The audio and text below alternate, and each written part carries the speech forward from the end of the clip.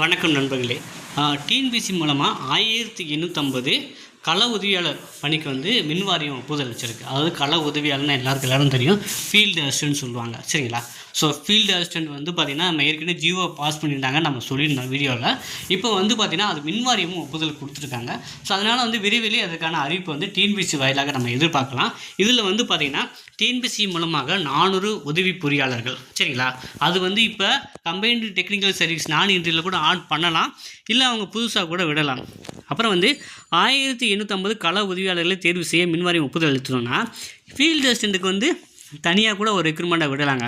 ஏன்னா ஏற்கனவே இப்போ டிப்ளமோ ஐடி லெவலில் விட்டுருக்காங்க.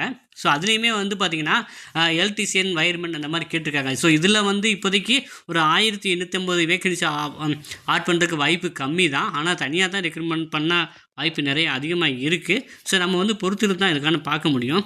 மின் வாரியத்தில் உதவி பொறியாளர்கள், கள உதவியாளர், கேங்மேன், லைன்மேன் போன்ற பணியிடங்களை உடனடியாக நிரப்ப வேண்டிய என தொழிற்சங்கங்கள் வலியுறுத்துகின்றன. மின்வாரிய பணியாளர்கள் வாரியத்தின் வாயிலாக தேர்ந்தெடுக்கப்பட்ட நிலையில் கடந்த 2020ஆம் ஆண்டு முதல் அரசு பணியிட தேர்வாணையம் மூலமாக தேர்வு செய்யப்படுகின்றனர்.